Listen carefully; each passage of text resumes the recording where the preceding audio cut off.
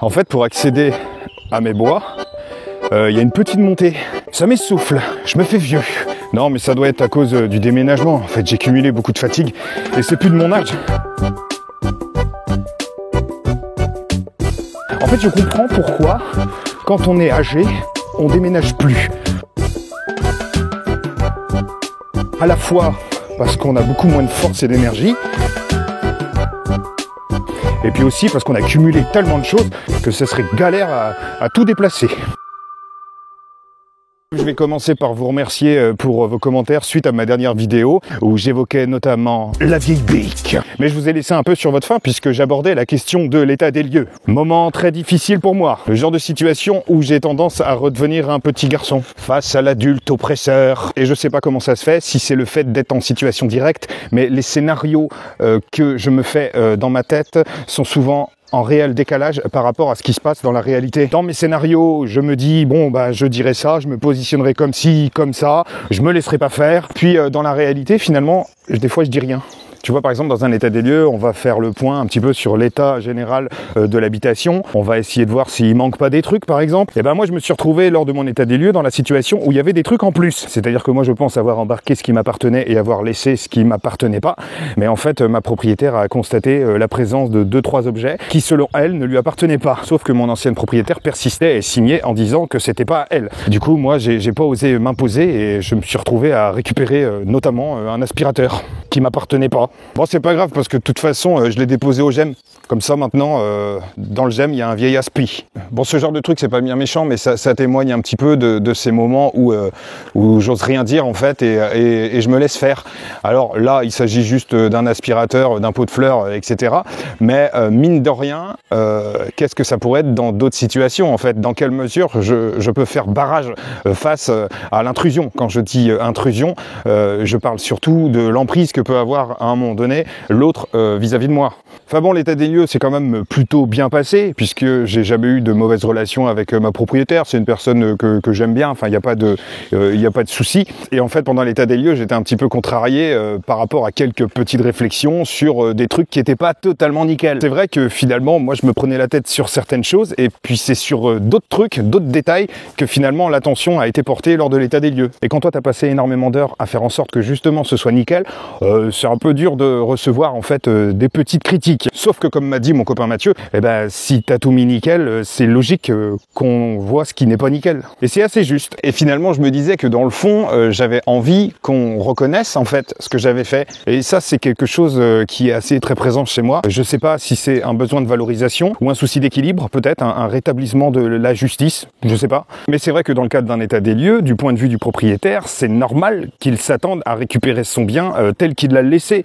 Hormis les situations d'état d'usage où c'est normal en fait que ça vieillisse. Mais je ressens quand même cette frustration liée au décalage entre l'énergie déployée et le résultat final. En matière de récompense ou de reconnaissance, je sais pas, enfin, il y a quand même un vrai écart. Enfin bref, ça c'est fait, j'y songeais depuis quelques temps. Comme je vous l'ai dit dans la précédente vidéo, c'est quelque chose quand même qui me rendait un petit peu anxieux. Et en définitive, en plus, ça s'est bien passé.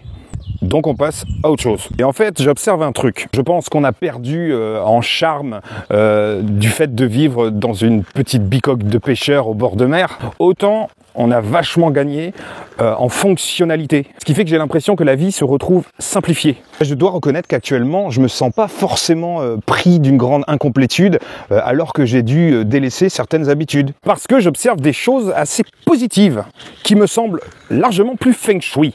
Je ne sais pas d'ailleurs si j'utilise le terme feng shui dans le bon contexte. Et qui dit feng shui dit allègement de la charge, moins de surcharge. Et c'est pareil d'ailleurs pour mon spectrochien, que je trouve beaucoup plus sage, beaucoup plus à l'écoute, beaucoup plus sympa, moins fofolle, parce qu'elle bénéficie d'un plus grand jardin, parce qu'elle peut faire le tour du jardin, parce que maintenant qu'il y a des bois, c'est beaucoup plus facile en fait de la lâcher, plutôt qu'à l'époque où on était dans les sentiers, où il y avait beaucoup de touristes qui passaient. Donc ça induit inévitablement qu'en fonction de l'environnement, on va pas forcément se comporter de la même façon, on va pas forcément ressentir la même chose. Du coup, je me pose la question de la mise en place des rituels, de la rigidité de certaines routines en lien avec l'environnement. Ce qui en soi est logique. Les stéréotypies, par exemple, ou les routines sont aussi parfois des réponses, en fait, des réponses de la personne autiste face aux agressions et autres effractions sensorielles de l'environnement. Et ce que je dis est complètement évident.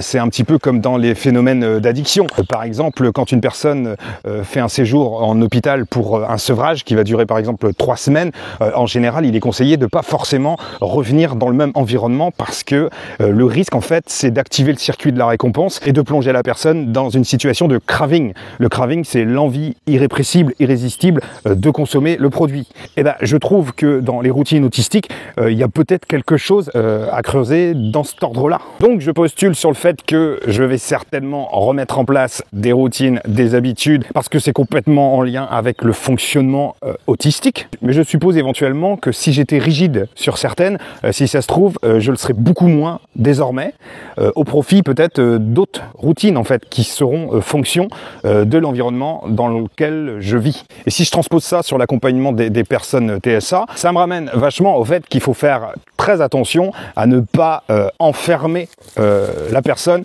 dans une logique de prise en charge sous prétexte qu'il nous a habitués à certains types de comportements alors qu'il n'y a pas de raison qu'ils les reproduisent pas. Donc on va faire en sorte de le maintenir dans cette reproduction de comportement en évitant toute modulation environnementale. Alors attention, quand je dis ça, je dis pas qu'il ne faut pas respecter le rythme et les besoins des personnes autistes. Je dis surtout ça parce que l'émergence de certains comportements qui seront jugés inappropriés par l'environnement sont directement liés au fait que l'environnement à la base n'est pas adapté. Alors même que certaines réponses sont là pour garantir un équilibre et que parfois elle ne fait de mal à personne, elle se procure juste du bien-être. Donc je dis attention à ne pas déterminer une personne autiste sur ce qu'elle montre parce que le dedans est très souvent en lien avec le dehors et c'est parfois le dehors qui doit se poser des questions. Mais j'ai parfois l'impression que l'environnement qui voudrait que ces routines s'assouplissent met tout en place en fait pour que ça se durcisse et ça se rigidifie en fait. Pour après pointer du doigt chez la personne autiste ce que pourtant l'environnement devrait se reprocher à lui-même. Tu vois par exemple quand je vois dans certaines grandes surfaces le fait de proposer des créneaux spécial autistes. On va réduire toutes les stimulations qui potentiellement peuvent être agressives. On va proposer genre un créneau d'1 heure une fois dans la semaine. En soi je trouve que c'est une bonne chose mais il y a un petit côté mise à l'écart, je trouve, du simple fait que ce soit un créneau minoritaire à un moment de la semaine et que ce soit signifié comme tel. Ça suppose donc que la majorité des gens, tout le reste de la semaine, adorent se retrouver avec des néons qui flashent la gueule, des bruits dans les oreilles de partout, se retrouver attaqués en permanence dans un contexte où ils font leurs courses. Franchement, hormis certaines personnes qui peut-être éprouveraient du plaisir à se retrouver dans le bruit et le mouvement permanent, je suppose que tout le monde s'y retrouverait. Est-ce que ce serait si embêtant pour la majorité des gens de faire systématiquement et tout le temps leurs courses en mode autiste ? Enfin voilà, c'était mes petites réflexions en l'air du dimanche matin. Je sais pas ce que ça vaut, mais c'est ce qui me traverse par rapport à mon nouvel environnement, qui me procure quand même un sentiment d'apaisement. En tout cas actuellement.